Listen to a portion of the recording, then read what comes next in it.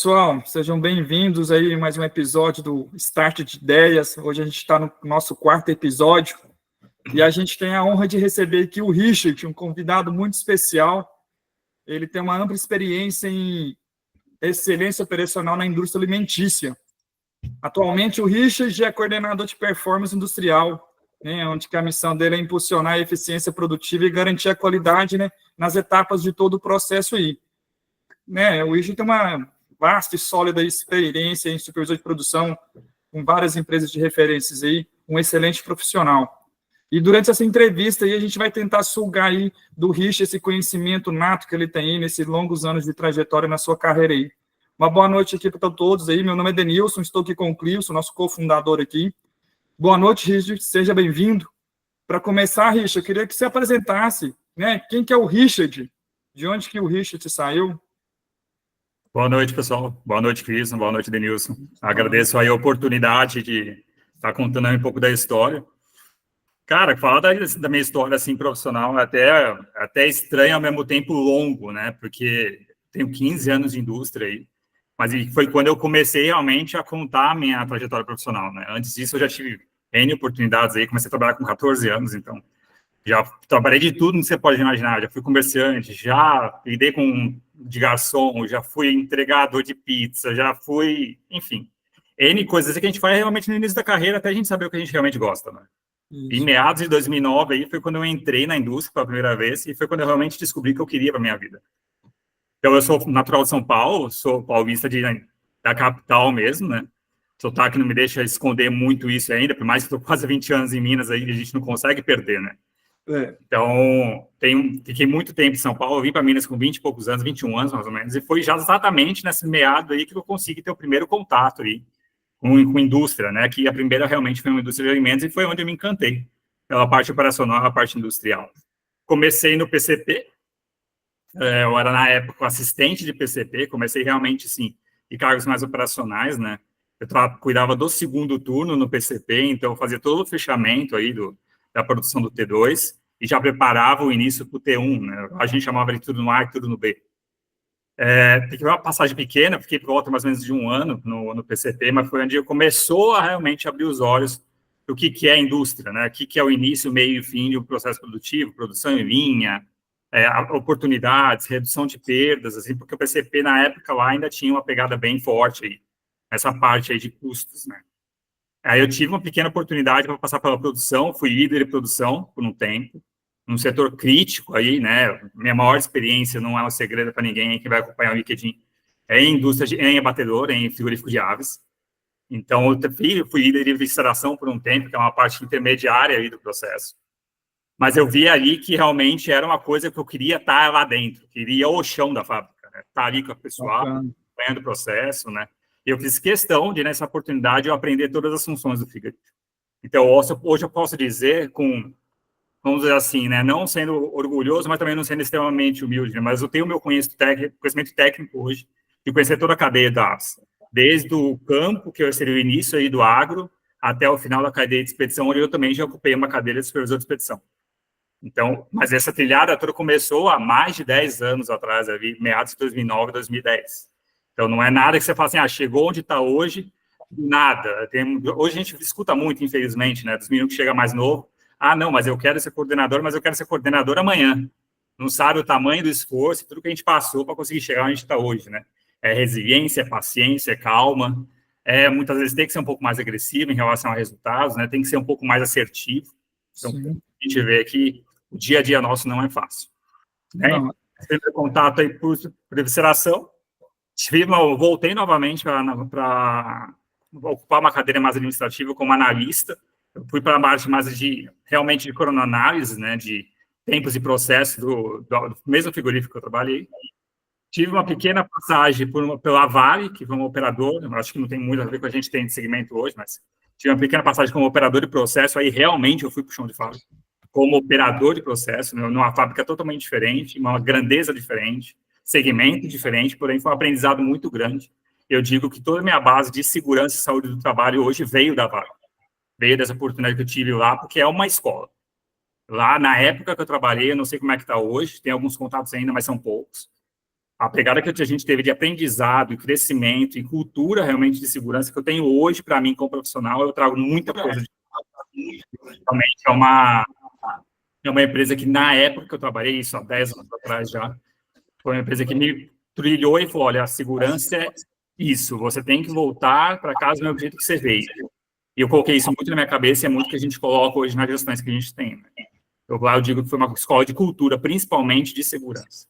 Lógico, né? Tem resiliência de rodar 3 turnos, trabalhar 6, folgar 4, de lidar com o chão de fábrica, de rodar 3 turnos diferentes, de manhã, de tarde, de noite. Isso aí entra muito na resiliência que eu tenho hoje. De realmente saber que as coisas não vêm fáceis, né? Vem tudo realmente de um caminho.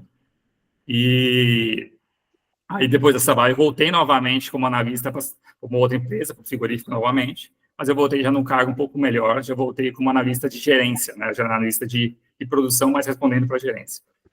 Então, fiquei mais praticamente quase 2 anos aí, 1 ano e 7 meses, quase 2 anos. Foi quando eu fui tentar a vida como empreendedor. Aí, o que eu vi que realmente que onde a onça bebe água, né, que muita gente fala. E onde o filho chora, a mãe não vê, né. Então, eu falo que, em resumo da minha experiência como empreendedor, quero muito, mas não agora. Né? Infelizmente, o Brasil é muito difícil para empreendedor.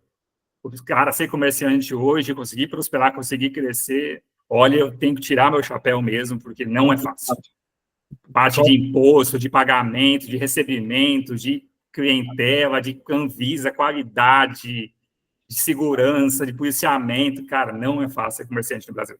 E eu senti na pele isso por quase 2 anos aí, eu falo, quero muito, é uma coisa que eu gosto muito também, mas não é o meu objetivo de vida aí pelos próximos 10, 20 anos aí. Porque realmente o CLT, né, a gente ser assalariado, dá uma segurança financeira, principalmente, muito importante. Principalmente na fase da vida que a gente está agora, com tanta transição, né, de adolescentes saindo da faculdade, precisando de oportunidade, de ter pessoas mais sênior para poder ensinar, para realmente dar um futuro para essa geração que está chegando agora. Eu tenho um filho de 8 anos, então eu vejo que hoje eu tenho uma segurança profissional e financeira muito melhor do que se eu tivesse hoje com um comerciante naquele vai e não vai do dia a dia. Né?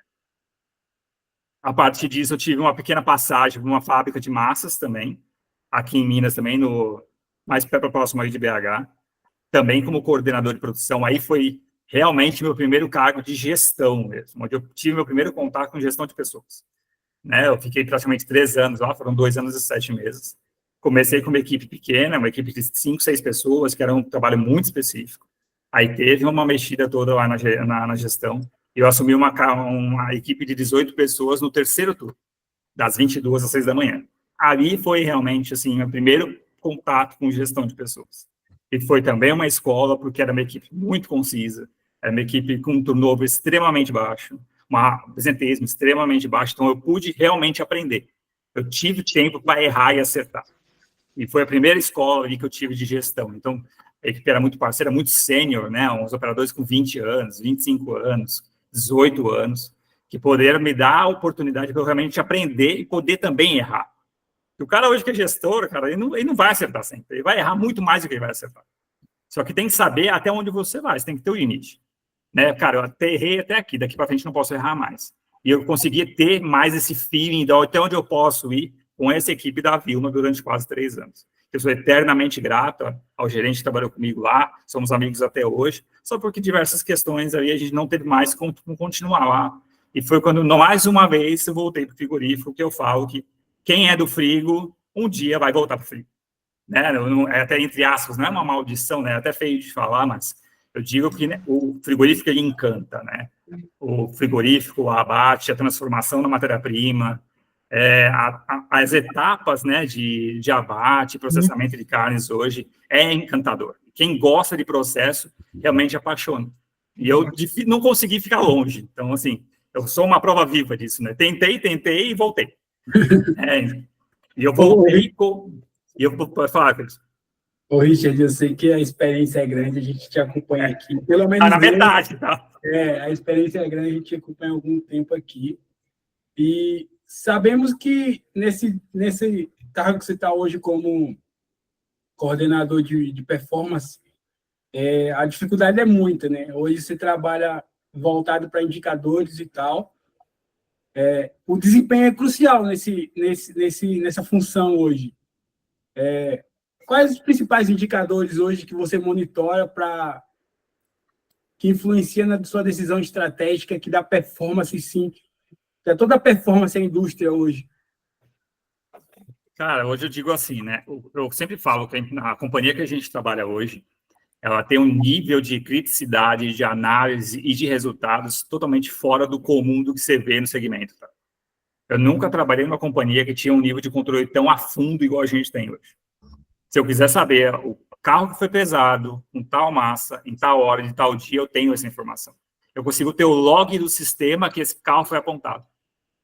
Então, assim, é um nível tão extremo que você tem até que tomar cuidado até onde você vai, para você não se perder nas suas próprias informações.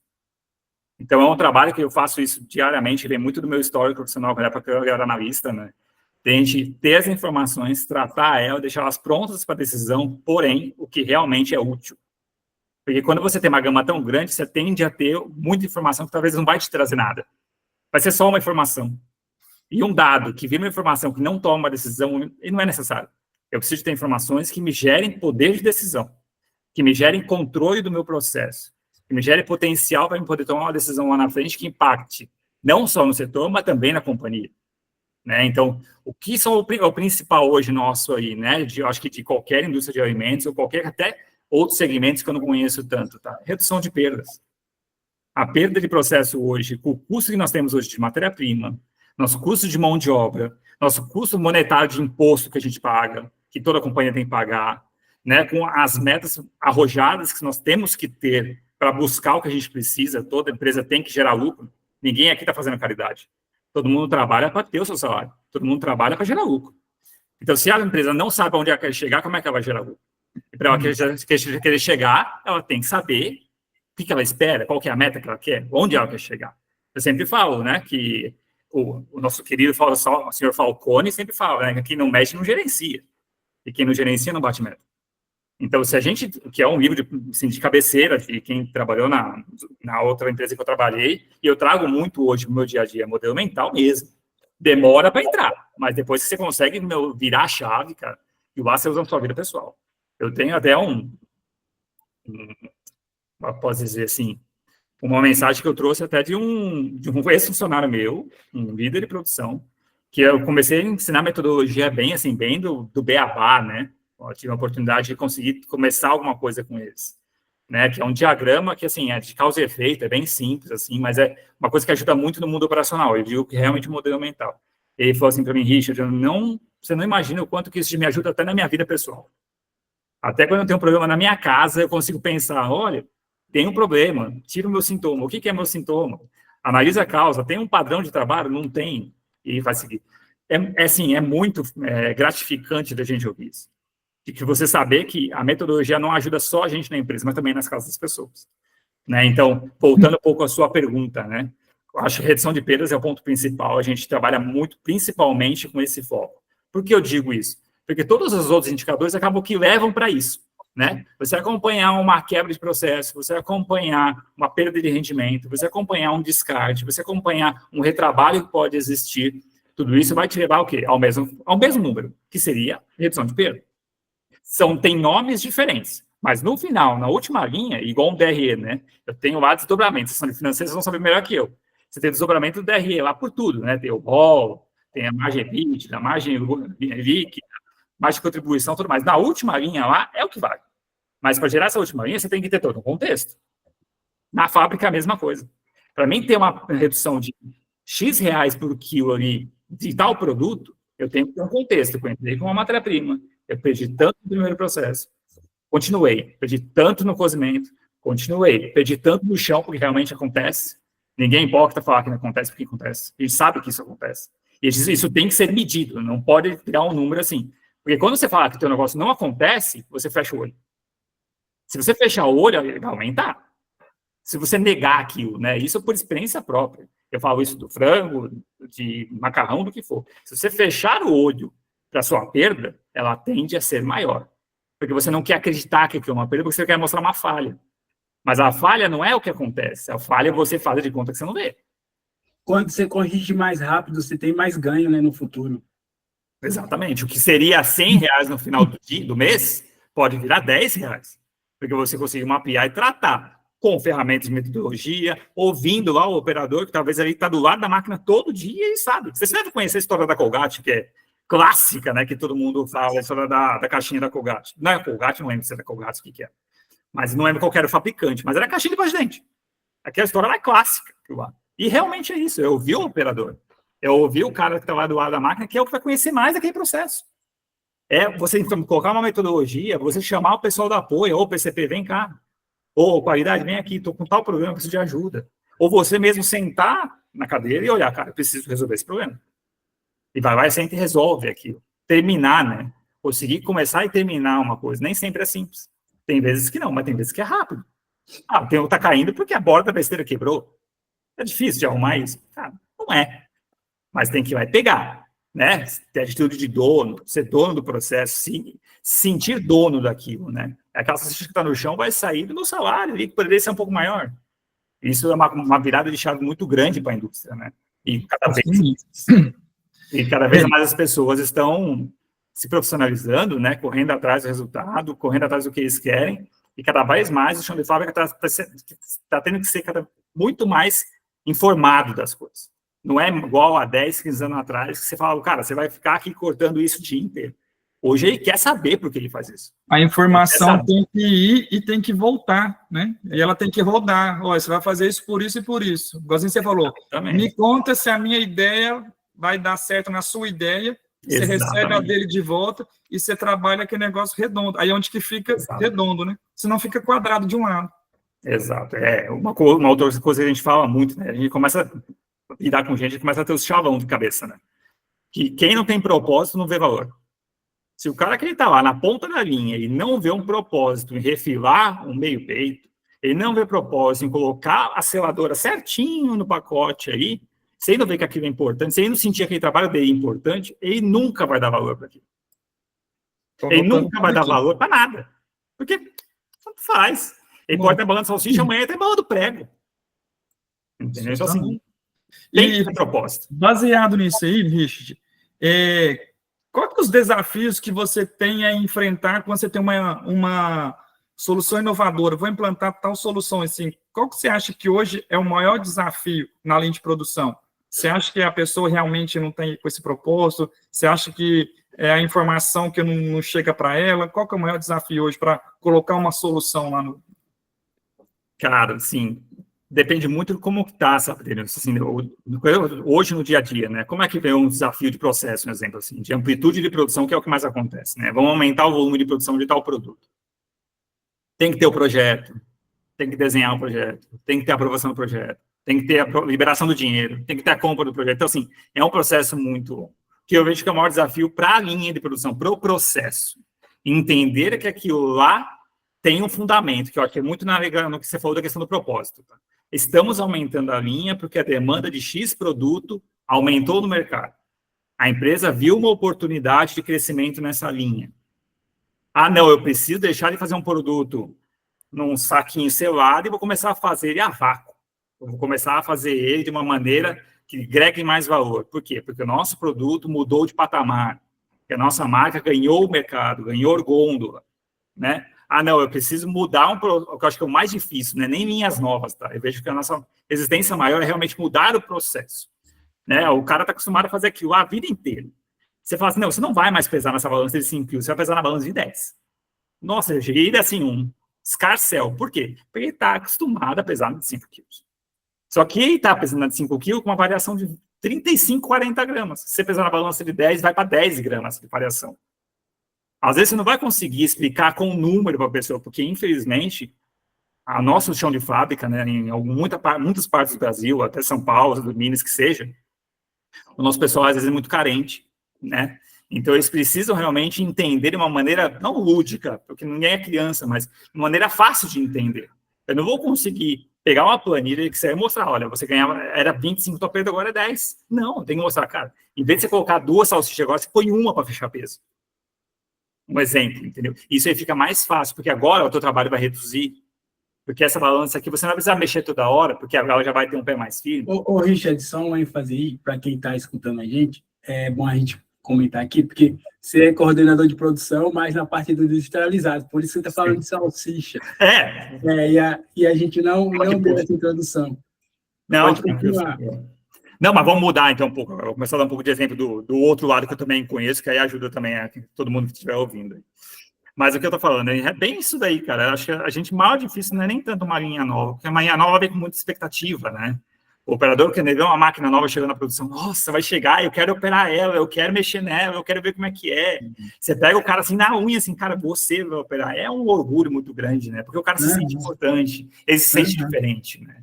Agora, uma mudança, eu acho que tem um impacto um pouco mais forte, né? De gente realmente mudar um processo. Por isso que gera assim, tem que ter uma preparação, olha, tal linha vai mudar. Então, eu sempre falo que a comunicação, ela tem que ser muito assertiva. Nosso maior desafio da gestão é uma comunicação. Ela não é uma comunicação violenta, não é uma comunicação lenta. Nós não estamos falando com crianças, mas nós também não estamos falando com a nossa família, ou com o nosso filho e nossa mãe. Nós estamos falando com um profissional que tem uma cultura, tem uma história, tem um conhecimento, ele sabe o que ele está fazendo, porque ele foi treinado para aquilo. Ou pelo menos se espera que ele seja treinado para aquilo. A gente tem que considerar que ele é uma parte importante daquilo ali. Porque se ele não fazer, o resultado também não vem. Exatamente, verdade. Todo mundo é igual, no final está todo mundo na mesma praia, entendeu? A gente precisa deixar isso muito claro. Que a gestão ela tem que ser firme, mas ao mesmo tempo ela tem que ser cadenciada do que realmente é necessário. Mostrar para o cara o propósito dele, mostrar que ele é importante para aquilo, porém a responsabilidade é uma linha de mão dupla. Do jeito que eu estou confiando nele, ele também tem que confiar em mim. Talvez essa comunicação precisa ser realmente muito forte. Comunicação tem que gerar confiança, né? Tem que gerar confiança. E acaba que a gente entra em outra linha, que é tipo assim, hoje o mundo está modernizando, o LinkedIn vem aí para divulgar vários profissionais em vários setores, e hoje em dia você não encontra uma pessoa que entra na indústria e ela não vai procurar conhecimento. A maioria das pessoas hoje, a grande maioria está procurando conhecimento, e isso impacta numa pergunta que eu vou te fazer agora. Como é que você usa o recurso de motivar as pessoas e futuramente uma promoção para essas pessoas? O que você faz para que isso aconteça? Como é que você trabalha cada funcionário que você tem lá hoje, na questão motivacional, e você tem potencial, e vamos em frente, vamos seguir nesse linha de raciocínio aqui. O que você faz hoje de... Cara, assim, até uma coisa que eu de vez em quando me pergunto como é que eu consigo, tá? Vou ser bem sincero para você. Porque hoje, assim, eu falo, eu não sou nenhum exemplo de gestão, eu não sou um cara que almejo fazer as coisas, divulgar, eu sou extremamente, sim, introvertido, sou um cara muito fechado, né, eu não sou uma pessoa que eu falo muito, tenho até certas dificuldades, às vezes, para fazer as amizades, porque realmente eu sou muito reservado, né, então eu não sou uma pessoa que eu fico mostrando o que eu faço, ou como que eu quero, eu não sou assim, por isso até peço desculpa, que você ainda, só complementando, né, de eu ter demorado tanto para te responder aquele convite que você fez para mim aquele dia no ônibus, né? Uhum. Mas aqui eu estava um pouco assim, eu pensei muito nisso, porque eu estava muito como é que eu posso explicar? Estava muito resistente em aceitar, por quê? Porque realmente isso daí não é meu pegado. Por que eu sou gestor hoje? São por duas coisas muito simples. Eu sou gestor porque eu sou do chão de fábrica. Eu sou um cara que eu amo a fábrica. Eu gosto muito do segmento que eu trabalho, eu gosto muito do que eu faço. E outra coisa que eu quero mudar a vida das pessoas. A pessoa que trabalha comigo, cara, eu tenho que fazer diferença na vida dela. Faz parte de mim, eu quero fazer a diferença na vida das pessoas. E eu acho que num cargo de gestão eu consigo fazer isso. Nem que for, cara, um conselho, uma palavra, um ouvido, que a gente não precisa falar nada, só escutar. Como eu falo, o nosso público é carente, né? As pessoas precisam ouvir, ninguém está bem. Todo mundo tem uma história. Né? Então, eu falo que eu sou gestor por isso, porque eu quero mudar a vida das pessoas, porque eu amo o chão de fábrica. Anotar, o chão da fábrica, para mim, assim, é onde tudo começa, é onde tudo termina. Né? E processos em linhas, você vê uma matéria-prima entrando crua em um momento, daqui 2h30, ela está congelando, ela está pronta, ela está embalada. É fascinante de você ver o chão de fábrica. E por todas as fábricas que eu passei, cara, eu estou na 12ª empresa, conheço mais de 7 frigoríficos, fábrica de massas, então, assim, é tudo a mesma coisa. Pode ser o ácido, pode ser o massa, pode ser o frango, salsicha, pode ser o que for. Linguiças, industrializados em geral, processados em geral, tudo é a mesma coisa, é processo em linha. Etapas padrões, processos, resultado. Não foge disso. Todas as fábricas são assim. Seja horizontal, seja vertical, o processo é sempre o mesmo, né? Então, assim, agradeço muito a oportunidade. Falo que está sendo um desafio para mim, porque eu tenho muita dificuldade de falar de mim, até em entrevistas, né? Cara, mas não sei, se visse do meu ponto de vista, você fala muito bem, você desenvolve muito bem as questões. Eu acho que você deveria investir nisso aí, porque como eu e o Denilson, fala até pelo Denilson, a gente está aprendendo muito com você, acho que outras pessoas vão aprender também, cara. Que bom, fico feliz. É o propósito, faz parte do propósito, né, cara? Faz parte. Isso, exatamente. Isso é bacana, né? E é o intuito do Start aqui nosso, né? Tipo assim, a gente quer absorver tudo que você tem aí para nós. E se cara, ajudar de alguma forma, igual você falou, eu sou um pouco introvertido, talvez você seja a primeira entrevista sua aqui num podcast, talvez pode ser abrir portas para o seu próximo. Então a gente contribuiu para você. Eu vou contar um sonho para vocês. Quando eu me aposentar, eu quero fazer duas coisas. Antes de você continuar, não dá para deixar essa inteligência toda, esses insights todos só para os seus funcionários, não. Tem que compartilhar para o Brasil inteiro, cara. Vamos lá, né? Vamos ver esperar agora as novas propostas. Quem sabe aparece. Eu vou falar 2 sonhos que eu tenho para vocês, cara. Na minha aposentadoria, se Deus quiser, vai demorar muito ainda, eu quero 2 coisas. Eu quero uma mini marcenaria no fundo de casa, porque eu gosto muito dessa parte de mexer com madeira, e eu quero dar palestra. Mas eu não quero dar palestra de coach, nada disso, não. Quero falar da minha história. Quero falar da minha vida, o que eu passei, minhas experiências, de onde eu vim, para onde eu fui, o que eu vivi. Sabe, bem natural mesmo. Eu não gosto de ensaio, cara. Eu participo de alguns comitês de coordenação, para contratar coordenador, eu não consigo anotar nada. Eu sou uma pessoa que tem extremamente dificuldade de anotar, de conseguir prestar atenção e anotar. Deve ser um pouco pelo tratamento que eu faço, mas assim, é dificuldade de anotar as coisas. Então eu vejo que tem que ser tudo muito no natural. Tudo que eu não ensaiei nada para falar aqui, cara. É tudo realmente bem de gogó, né? Eu tenho uma frase comigo: o natural me encanta. Eu carrego essa frase. Eu acho que é o melhor. É uma boa frase, vou levar para mim isso daí. O natural me encanta, né? E tipo assim, a gente vê muita coisa, talvez no dia a dia nosso, corporativo, no familiar, na igreja, a gente vê uma palavra modinha, né? Sim. Muita modinha. Eu acho que esse natural, esse tete-a-tete, esse sentir, né? Você vai lá no chão de fábrica, você falou o quê? Você gosta porque você começou do zero na indústria, do zero que eu falo assim, no primeiro nível. Mas do zero mesmo, bem ponto mesmo. Você começou do zero, então, tipo assim, você conhece tudo. Então, tipo assim, o natural, né? O encanta, porque começou simples, né? Básico, é só entender. Então, não tem, como se diz, não é aquela coisa, você encontrou o caminho das pedras. Não, gente, é fácil, é só simples. O simples bem feito é melhor do que o não feito. Não, com certeza. Com certeza. Voltando agora, né, Cris, para a tua pergunta. Cara, como eu estava falando, né, é tudo muito natural.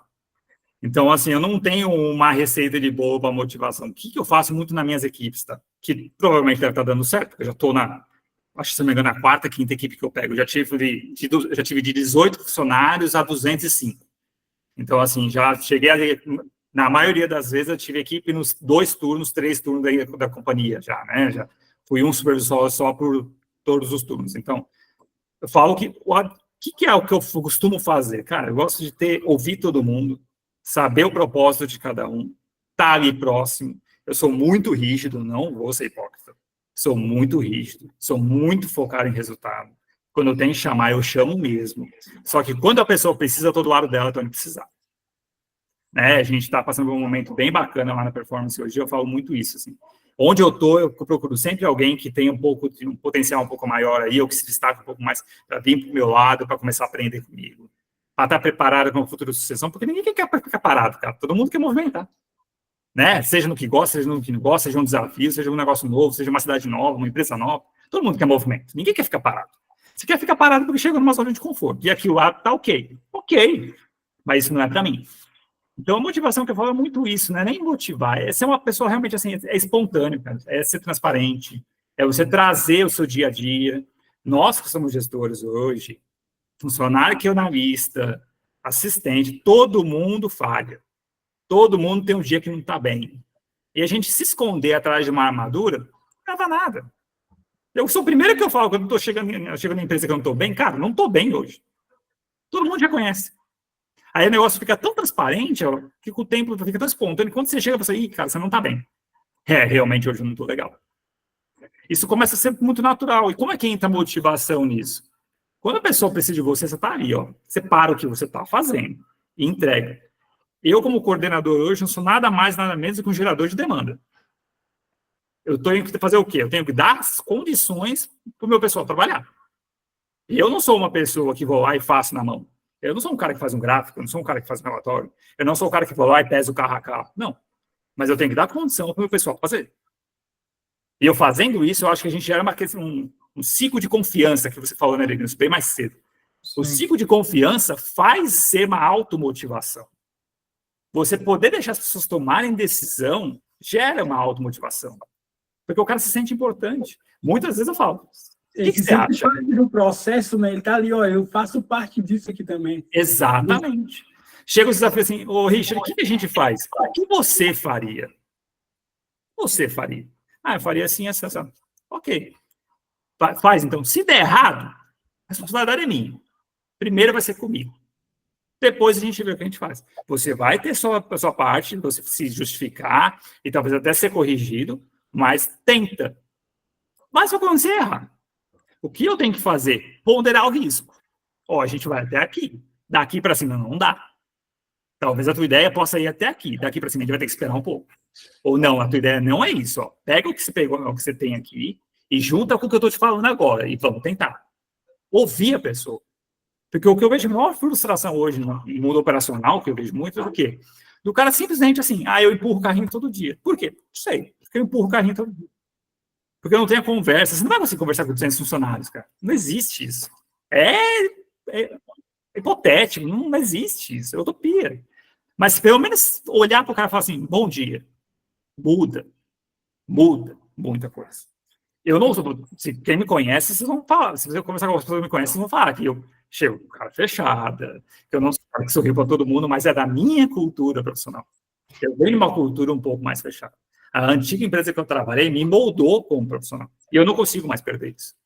Porém, quem é liderado direto meu, porque dá de mim para o meu liderado, ele que vai cuidar da equipe dele.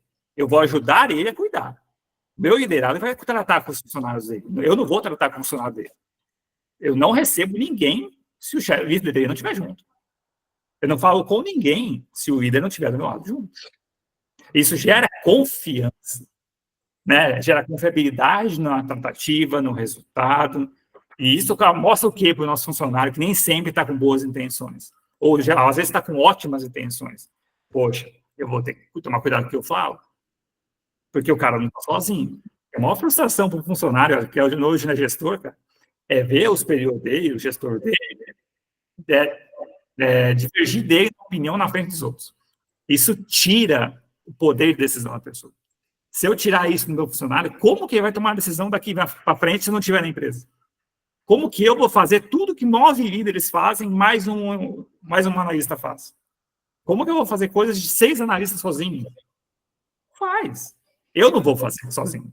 Eu preciso deles para fazer. Eu sozinho não faço nada. Eu só vou falar, olha, amanhã eu te entrego, depois de amanhã eu te entrego, ou não vou fazer, porque eu sozinho não faço nada. Quem faz é a minha equipe. E qual que é o meu trabalho disso? Orquestrar como que isso vai funcionar. Por isso que uma equipe engajada, no meu ponto de vista, é uma equipe que toma a decisão, é uma equipe que participa do grupo, que tem um espírito de equipe forte, né? Que tem confiança de tomar decisão e não tem medo de errar. Eu falo por mim mesmo. Por muitas vezes, eu não tomei decisão porque eu tinha medo de errar. Eu falava, cara, se eu errar, eu vou tomar uma que eu não quero nem ver para onde eu vou parar. Aí o que eu fazia? Não tomava. Aí o que acontecia? Eu tomava de vez... Era chamada a atenção por não tomar a decisão e não tomar a decisão errada. Aí eu falei, quer saber? Eu vou começar a errar. Vou tentar. Se deu, deu. Não deu, não deu. Aí a gente expor. Aí você começa a se expor cada vez mais. E nisso que você aprende. Se você não for exposto ao risco, cara, você nunca vai aprender. Você tem que ser exposto. O cara quer aprender a ser operador. Você vai viver operador, bicho. Você vai ficar um mês sendo operador. Para você aprender como que é ser operador. Para você sentir na pele. Porque é muito fácil. Eu quero ser coordenador. Vem passar um dia comigo. Trabalho bom só o dos outros, né? A grama do vizinho é sempre mais verde, né? Então, acaba que sempre... Aproveitando essa fala, a sua aí, Richard, eu tenho essa próxima pergunta aqui, né? Para quem que está querendo começar na área de gestão industrial, né, principalmente a que você está focado hoje, qual que é o conselho que você daria aí para destacar, para poder contribuir com eficiência e qualidade na produção? Primeira coisa, eu acho que é calma. A geração nossa hoje está com muita ânsia, cara. Eles são muito reativos, né? Infelizmente, o público que a gente mexe hoje, a geração que está chegando agora, a idade profissional, que é de 18 para frente, até às vezes até um pouco mais fácil, mas antes, né? 17, que é aprendiz, está procurando já ser efetivado. O que eles querem? Que eu vejo muito, porque realmente assim, isso daí é da da trilhada que a gente passa por essas estradas da vida aí, das 7, 8 cidades aí que eu já morei. E é tudo igual em qualquer lugar, tá? O público que está vindo hoje para o primeiro emprego, que está vindo querendo uma oportunidade, ele tem ânsia. Ânsia do quê? De ganhar bem, de ser reconhecido, de ser a menina dos olhos, de ser a última bolacha do pacote. Eu sou imprescindível. Cara, ninguém é insubstituível. Ninguém. Isso vai do chão de fábrica ao presidente da empresa. Ninguém é insubstituível. Só que existe uma ânsia muito grande dessa molecada que está chegando hoje, molecada no bom sentido, óbvio, né? De querer chegar já na cara do gol. Eu quero chegar ganhando salário de coordenador, eu não quero ser analista. O cara não sabe, às vezes, nem fazer uma tabela de Excel. Ele quer ser analista. Ele vai analisar o quê? Você não sabe nem como montar a planilha. Um exemplo bem chulo, assim, mas é um exemplo, tá? Eu quero ser líder. Poxa, mas você não sabe rodar uma máquina. Como é que você ser líder? A ânsia hoje, eu digo que a nossa geração, eu penso muito isso por causa do meu filho, tá? Daqui, pelo menos aí, vamos dizer, 8 anos por aí, já vai começar a estar procurando o primeiro emprego. Porque vai trabalhar cedo. Só que ele vai trabalhar no que ele gosta, porém, ele vai ter que aprender primeiro o que é mais difícil. A gente tem que mostrar para os nossos meninos de hoje que nada é conquistado com facilidade. Se você não for filho de herdeiro, meu amigo, você vai trabalhar. E você vai trabalhar duro até chegar onde você quer. Richard, você é a favor de que seu filho tem que trabalhar cedo? Sim. Se 5 quantos anos para iniciar? Cara, assim, a gente daí tem que entrar muito na lei trabalhista, né? O aprendiz hoje precisa começar com no mínimo 14 anos. Isso, o estagiário a partir de 18, se eu não me engano. E CLT também a partir de 18 não, anos. Mas aí eu queria trazer para o seu ponto de vista. Dentro da lei. Então, eu acho que 16 anos é uma idade boa. Eu não sou a favor da minoridade penal, por enquanto. Eu acho que o Brasil ainda não está preparado para isso ainda. Tá? Ainda não tem um legislativo hoje que prepare o nosso público, o nosso país, para baixar para 16 anos a maioridade penal. Porém, eu acho que o trabalho poderia já ser CLT com 16 anos. Do meu ponto de vista. Eu digo porque eu comecei com 14 e eu tive minha primeira CLT com 16. Quando fui estagiário, eu era registrado como estagiário. Então, assim, era para ganhar, na época, R$150, muito bem pago, eu estava feliz da vida. Isso em 2001, 2002. E hoje, infelizmente, não é mais nada, R$150, não é mais dinheiro, né? E o estagiário hoje já evoluiu muito, existem programas de estágios, né? Nossa empresa é assim, programa de estágio, prepara o cara, né? E sai da faculdade já preparado para o mercado de trabalho. Só que mesmo assim, o que eu acho que distorce aí um pouco, né? Acho que muito voltando para a questão da idade. O cara sai da faculdade com seus 22 anos. O que ele tem de experiência de vida? Muitas vezes nada. Só que já quer chegar, porque ele tem um diploma, e acho que tem que chegar ganhando como se fosse uma pessoa que já tem 10 anos de casa. E não é assim. Falta um pouco de realidade para essa galera. De entender, gente, nada é fácil. Você vai ter que começar. De auxiliar, assistente, analista, analista 2, analista 3, para depois, quem sabe, uma coordenação. Nem todo mundo vai ser gerente, cara. Nem todo mundo vai ser gerente. Meu cunhado fala muito isso. Não é todo mundo que vai ser gerente. E tudo bem. Não tem gerência para todo mundo. Imagina assim, uma empresa do tamanho da nossa, com quase 4 mil funcionários. Quantos gerentes tem? É muito menos que analista e coordenador. Por quê? Porque é um cargo que exige muito mais. Então, a pessoa tem que se preparar muito para chegar num cargo assim. Eu tinha uma gana muito grande de ser gerente há um tempo atrás. Eu ainda tenho, óbvio. Né? A gente tem vontade, a gente quer crescer, que seria meu próximo passo. Porém, eu sei hoje até onde eu quero ir. Eu não vou hoje perder minha qualidade de vida para ser gerente. Como eu tive já oportunidades, assim, de convites de outras empresas de voltar, de começar de novo, para gerências, para cargos maiores, mas que eu teria que entregar muito mais de tempo da minha vida pessoal hoje. Eu estou com meu filho com 8 anos, eu estou com minha esposa aqui dentro de casa, eu não quero mais ter esse tipo de vida que eu tinha há 10 anos atrás, lá de trabalhar 15 horas, de segunda a sábado e domingo de tarde em casa. Eu não quero me entregar mais nessa vida. Então, a sua experiência de vida te deu essa sua resposta hoje, né? Hoje eu digo que eu não quero mais esse tipo de desgaste. Mas tem gente que quer, tem gente que adora, que gosta, que não se importa. Respeito demais isso aqui. Eu não quero mais isso. Então, hoje eu me dou o luxo, entre aspas, né? De falar, não, eu estou bem como coordenador, cara. Não é uma coisa... obviamente, né, gente? A gente pode ser hipócrita. Vai ter uma oportunidade? Aceito, sem problema nenhum. Qual que eu vou fazer? Não sei, cara, eu aceito. Eu não sou uma pessoa que vejo 2 cavalos passados, selado e não pego. Primeiro cavalo passou, eu vou nele. Cavalo selado não passa 2 vezes. Então, a gente tem que aproveitar as oportunidades. Talvez dê errado. Aí a gente vai pagar o preço. Porém, tem que ser o risco calculado, né? Acho que a dificuldade molda a gente, né? Dá ideias e insights que você consegue contorcer a situação e se dar bem se você realmente foca no objetivo de crescer, de continuar naquele cargo. Não, com certeza, sem dúvida, sem dúvida. A experiência de vida a experiência que a gente traz, né? E eu falo muito assim, que essas meninas, se conseguissem começar a ouvir mais, cara, os mais velhos, né? Não nem digo por mim, mas eu trabalho com pessoas que têm muito mais tempo de casa que eu, muito mais experiência do que eu, e que às vezes são pessoas que estão aí, sentadas numa mesa, entregando o dia a dia. E poderiam agregar muito mais essa molecada que está vindo agora, né? Porque falta muito preparo. Hoje não existe mais tutores do jeito que teve quando eu era assistente há muitos anos atrás. Eu tinha meus tutores, né? Eu tinha meus exemplos. Hoje eu ainda tenho minhas referências profissionais, né? Tem grandes pessoas que trabalham comigo que eu me espelho muito neles. Eu vejo eles como ótimos profissionais, eu me espelho muito, e hoje meu modo de trabalhar, minha maneira de gestor hoje, é muito a mistura de todos os gerentes que eu já tive. Gerentes e diretores, graças a Deus eu tive contato com muitos. Pude aprender com muitos, né? Você acabou me despertando uma pergunta aqui, uma dúvida aqui, por exemplo. Hoje, você fala que não existe mais ensinamento como antigamente, como você iniciou. Apesar que hoje todo mundo tem informação na mão, mas não tem experiência, como você citou antigamente. Já o meu ponto de vista, achei que está muito mais fácil você evoluir na indústria, evoluir na vida profissional, pelas informações.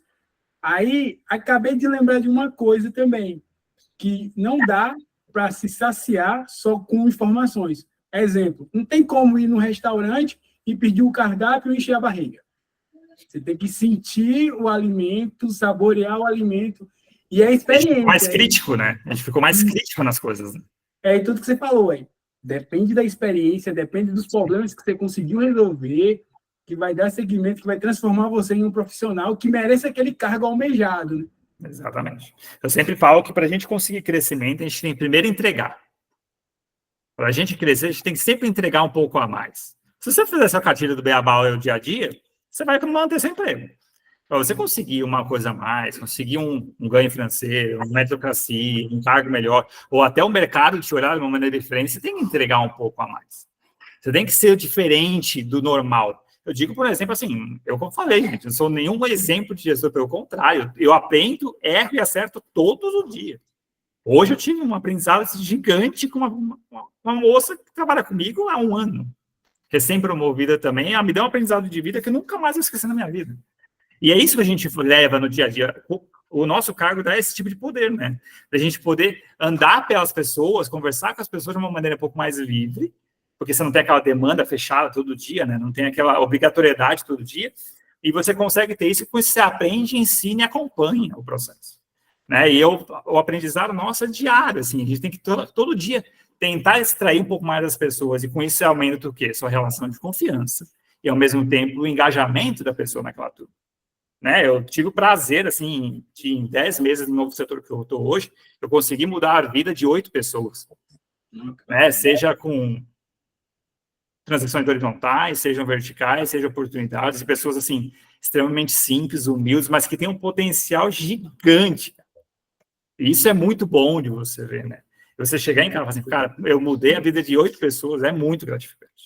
Eu não sozinho, obviamente, né? Junto com a minha gerência, junto com a empresa, que se a empresa não der oportunidade, eu não consigo.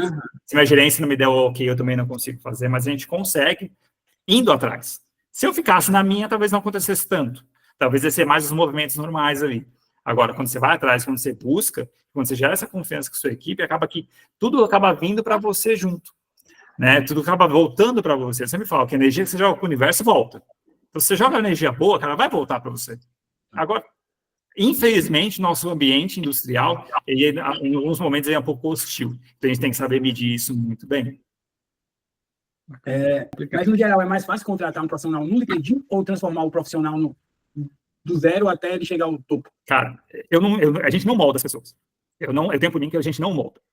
Isso é um, vamos dizer assim, como eu posso explicar? É um método meu de trabalho, vamos pôr assim, né? Eu não acredito em moldar a pessoa. Eu acredito que nós podemos incentivar dentro do que a gente espera de uma competência. Um exemplo, eu tenho que melhorar a minha comunicação. Como que eu melhorar a minha comunicação? Trazendo a pessoa para mim, conversando com ela, mostrando os pontos que ela fala, porque às vezes a pessoa só fala alto, ela não é agressiva. Melhorar seu tom de voz, melhorar essa dicção, vai fazer um curso de oratória, vai para fonoaudióloga para melhorar essa dicção. E isso é comunicação. Então, eu estou melhorando a comunicação dessa pessoa, que é uma competência. Agora, é moldar a pessoa que é um exemplo, sei lá, vamos dar um exemplo, né? Uma pessoa que é extremamente fechada, ao ponto de que realmente o trabalho dela é analítico. Eu tenho uma funcionária que é desse jeito. Eu não vou conseguir fazer ela falar em público para 10 pessoas. Se eu quisesse que ela falasse em público, eu teria que moldar ela, concorda? Eu não vou conseguir moldar ela para isso, porque ela não vai se sentir confortável, ela não vai se sentir bem, e ela não vai conseguir desenvolver da maneira que eu quero, porque não é a maneira dela de ser. Isso não está no perfil dela. Então, eu não consigo moldar ela a esse ponto. Mas o que eu posso fazer? Tirar o melhor dela. Como que eu tiro o melhor dela? Excelente analítico. Olha, eu preciso fazer isso, mas você vai ficar no seu computador, na sua mesa, na sua sala. Em metade do tempo que eu coloquei para ela, vai entregar. Por quê? Porque é o melhor que ela faz. Eu acredito muito, pessoal, que assim, nós precisamos extrair das pessoas o melhor delas. Não moldar o que eu quero. Eu tenho hoje 24 pessoas. Eu não consigo moldar 24 pessoas. Eu tenho que extrair o melhor dessas 24 pessoas e fazer o quê? O jogo de xadrez. Talvez essa pessoa não está bem aqui, mas talvez ela tenha uma competência aqui, ou tenha um perfil aqui, que dê muito certo aqui. Hoje eu estou numa área industrial. Talvez eu tenha uma pessoa lá dentro que ela não é, a pegada dela não é industrial. A pegada dela é financeira. O que eu tenho que fazer? Eu tenho que ter o feeling para quê? Para sentir o que ela tem, entender o que ela espera do trabalho dela, entender o que ela quer de futuro, para depois talvez direcionar ela para a área dela. Esse é meu papel de gestor. Não segurar, não reter, mas também ajudar ela a chegar no sonho dela. Porque ela tem um propósito. Todo mundo tem um propósito. Entendeu? Então, eu penso muito nisso, gente. Assim, ó, eu não acredito e eu não gosto de moldar ninguém. Eu nem sei fazer isso, para te falar bem a verdade. Eu prefiro pegar as facilidades que as pessoas têm, ou talvez até as dificuldades que ela tem, e trabalhar em cima disso. Trabalhar em cima do que ela tem de melhor. Pô, o Cris é um excelente cara com conta. Eu tenho que pôr alguma coisa na mão dele que eu precise que ele faça conta o dia inteiro. Ou que ele tenha que ser como a principal atributo dele fazer conta. Porque ele é bom nisso e ele gosta disso. Agora, se não gosta, é diferente. Agora, se eu sou bom e eu gosto, eu tenho que puxar isso dele. Agora, não adianta eu colocar para o Cris, você gosta de fazer conta, pedir para ele fazer redação para mim o dia inteiro. Talvez não vai chutar. Porque ele é de exatas, ele não é de humanas. Entende? Então, eu vejo como isso... É um feeling do seu olho, do gestor, né? Acompanhar esse foco. Eu penso assim. Porque talvez moldar o funcionário fica até desagradável, cara. Gera uma situação meio, talvez, de desconforto para as pessoas. Eu não acho isso bacana. Eu nunca consegui moldar ninguém, pelo contrário. Eu já fui muito moldado, já mudei muito meu perfil de trabalho. Porém, hoje eu vejo, assim, na altura da vida que eu estou, eu preciso mais me entregar com o que eu consigo entregar de melhor. Né? Eu tenho meus pontos fortes, eu tenho meus pontos de desenvolvimento. Mas o que eu sou forte, o que eu sou bom, eu prefiro dar ênfase para isso. E o que eu tenho de negativo, eu tento trabalhar no back-office ali, né? Fazer curso, aprender, ler muito, né? A gente precisa ler. Eu tenho uma falha muito grande, que eu não sou um cara forte em leitura. Mas eu tenho que desenvolver isso, que é um ponto que eu preciso, até para desenvolver eu como profissional. Porém, eu tenho que usar mais onde eu tenho assim, não uma zona de conforto, mas onde eu sei que eu consigo entregar melhores resultados, porque a empresa precisa gerar lucro. Justamente. Mas, assim, eu acho que você tem uma linguagem bem motivadora, pelo menos aqui. Acho que você fala bem, cara. Apesar que você falou que não lê muito. Não sei se você percebeu ali, o Denilson, quando ele faz assim, ó, é porque ele vai escrever alguma coisa. E no futuro a gente vai escrever já, né? Já tô escrevendo bastante coisa. E no futuro a gente vai escrever o livro do Starts e essas dicas aí já tá... Bom. Richard, a gente tá chegando ao fim aqui, né? Então, as perguntas básicas. Foi uma hora já, capaz, foi assim, estalar de dedos. Foi rápido. Você agregou aqui. Muito bom. O que o Richard de hoje, com essa vasta experiência sua, o que ele falaria para o Richard que começou na área industrial lá no início dessa carreira? O que você falaria para ele quando ele começou? Calma. Calma, o Richard é um cara extremamente ansioso, cara. Ansioso não só com os meus próprios resultados, né? E a ansiedade em si, ela força a gente a exigir um pouco mais das pessoas. E isso é uma coisa que talvez nem sempre é positiva. A gente tem que ter um pouco mais de freio e entra muita resiliência, empatia, que é uma das coisas fortes que eu falei que tem que ter, né? Quando você passa um cargo de gestão. Então, só falaria isso, assim, calma, tudo vem na hora certa. Se eu tivesse sido supervisor na minha primeira gestão, há 10 anos atrás, talvez eu não seria o cara que eu sou hoje.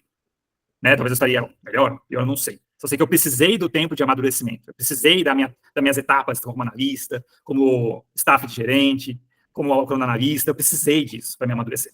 Talvez se eu tivesse ficado desde aquela vez lá de supervisor, talvez eu não seria o mesmo cara que eu sou hoje. Talvez seria mais arrogante, talvez seria mais passado em algumas coisas. Eu digo que a minha parte de analítica aqui, né, minha trilhada antes da gestão, há, sei lá, 7, 8 anos atrás, me trouxe uma visão de futuro, uma visão de gestão muito diferente. E agora eu sei exatamente o que eu quero para o meu funcionário e o que eu quero receber como funcionário. Né? Hoje eu sei, sinto na pele o que o funcionário de chão de fábrica sente, porque eu já fui peão. Já fui chão de fábrica, já fui operador. Eu sei exatamente como o analista se sente, porque eu já fui analista. Exatamente como o assistente se sente, porque eu também já fui assistente. Então, assim, a minha jornada, ter passado por todas as etapas, me ajudou muito a me formar o que eu sou hoje. A ser, talvez, um filtrão ali, né, do que vem para o campo onde vai, do que vem a informação filtrar para o próximo passo aí, e também para realmente saber virar a chave das pessoas, né? O que você precisa fazer para você virar essa chave? Eu era analista, passei para coordenador. O que o assistente precisa fazer para ser analista? O que o analista precisa ser para ser coordenador? E talvez realmente, assim, ter mais assertividade com a minha equipe. Você me ajudou muito. Paulo, foi necessário. E todo mundo que me pergunta, cara, como é que eu seja coordenador? Primeira coisa, vai para o chão de fábrica. Hoje tem a palavra bonita, né? O Gemba lá, que todo mundo fala, né? O chão de fábrica. Eu sou meio arcaico com essas coisas, tá? Ô Richard, você tocou num ponto muito interessante que você visualizou, assim, você trocou a chave, você começou como assistente, analista e até onde você está hoje. E hoje eu e o Denilson, a gente é muito operacional e a gente se inspira em algumas pessoas do nosso setor hoje.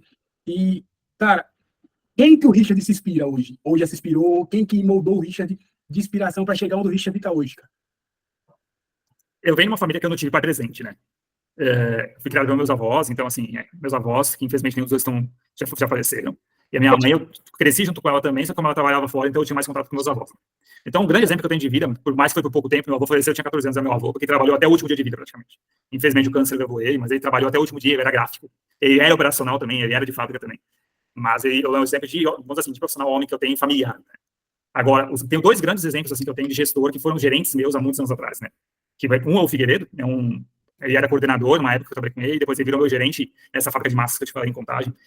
Hoje, cada dia que passa, eu me vejo muito nele, né? Nas atitudes, no modo de falar, na altura da voz, no modo de agir, eu vejo muito ele. Eu me espelho muito nele, porque eu me enxergo muito na maneira que ele faz a gestão dele. E o outro exemplo se chama Clóvis, é um diretor hoje, de uma grande empresa que eu trabalhei. Ele é um tipo de gestor extremamente rígido, só que eu aprendi muito realmente assim, que é o cara lá de baixo que vai te dar a tua resposta. Ele também é uma pessoa que também veio do início, né? Começou do zero também. Então, eu vejo muito isso, mas ao mesmo tempo que ele é extremamente rígido, inteligente, um cara assim, muito sagaz, ele sabe sentar do lado do operador numa mesa de almoço e almoçar com ele, falando na palavreada que a pessoa fala. Ele consegue modular as pessoas, assim, modular do operador, chão de fábrica, ao presidente da empresa. Assim. Isso é uma coisa que eu tento muito, me moldar também, não deixar me moldarem, tá? Que é diferente. Me moldar no quê? De eu conseguir me colocar no lugar daquela pessoa e conseguir me fazer ouvir cada um ao seu modo. Eu não consigo hoje falar com meus analistas do mesmo jeito que eu falava com meus líderes no passado. São níveis diferentes, são pessoas diferentes, aprendizados diferentes, e muito mais do que isso, tarefas diferentes. Então, a gente tem que se moldar a pessoa que a gente está falando. Falei muito isso na época também na Seara, nos anos atrás, a gente tem que ser um camaleão. A gente tem que se dar conta do lugar que a gente está.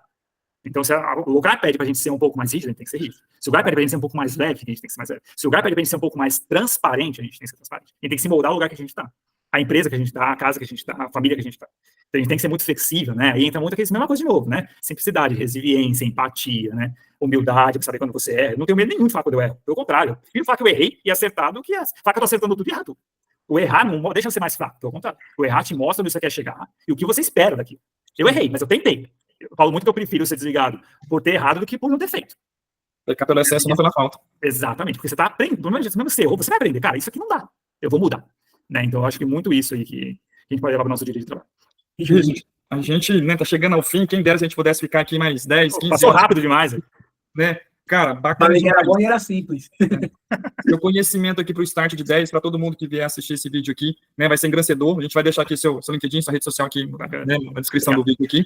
E agradeço demais, né? Um dia eu quero que você esteja lá na sua marcenaria, lá dando palestra, lembrar do Start de 10. Manda mensagem para nós. Alô, Start, aqui, ó. Sou um marceneiro e tô dando bem cá curtir minha palestra aqui. A gente vai, né, parabenizar, porque você é um profissional, assim, excelente. A gente vê que você está treinando seu objetivo, então, assim, vai demorar, igual você pediu, vai demorar porque você não quer aposentar agora, mas você vai conseguir esse objetivo. Então, assim, a gente espera sucesso na sua vida profissional, familiar. Conte aqui comigo, né, o Saulo não pôde participar hoje, mas conta com o Clisson, comigo aqui. Qualquer coisa que você precisar, conta com a gente, cara, né? Quero agradecer a todo mundo aqui, vai. Um abração para você, uma boa noite, bom descanso. A gente se vê nessa jornada de empresa, nesse mundo aí. Muito obrigado. Muito obrigado. Eu quero te agradecer, cara, para não deixar essa inteligência, essa expertise só para os seus funcionários compartilhar com a gente. Muito obrigado. Já foi, né? Vamos ver como é que vai ser agora. Né? Muito obrigado por estrear a sua palestra aqui no Start. A gente vai ter um lugar guardado nesse coração aí, viu? Tá escrito já. Muito obrigado. Prometo que vai ser citado novamente. A primeira foi com vocês aqui, pode ter certeza. Cara, muito obrigado. Que pena que o Saulo perdeu, mas o Saulo seria um grande anfitrião para contemplar essa... Não, vamos repetir outras vezes, cara. Assim, a gente tem muito. Você está convidado, a gente quer te chamar mais vezes aqui. Né? A gente vai te chamar para depois você falar um pouco desse lado empreendedor seu. A gente quer descobrir mais, né? O nosso sonho é empreender com esse start de ideias, mas a gente quer pegar os seus conhecimentos do que você tem a agregar, do que você faria, do que você não faria. A gente quer buscar isso. Na próxima oportunidade, a gente vai chamar você. Obrigado por estar de ideias aí pelo início, né, para ter essa ideia aí, obrigado a todos, mas uma vez desculpa, Cris, não poder demorar tanto para te dar a resposta, mas creio aí que foi um momento que foi necessário para preparar realmente, assim, para a gente ter um amadurecimento melhor, um momento melhor ali, tanto pessoal como profissional, para a gente poder estar compartilhando um pouco aí da história. Muito obrigado a todos. Obrigado por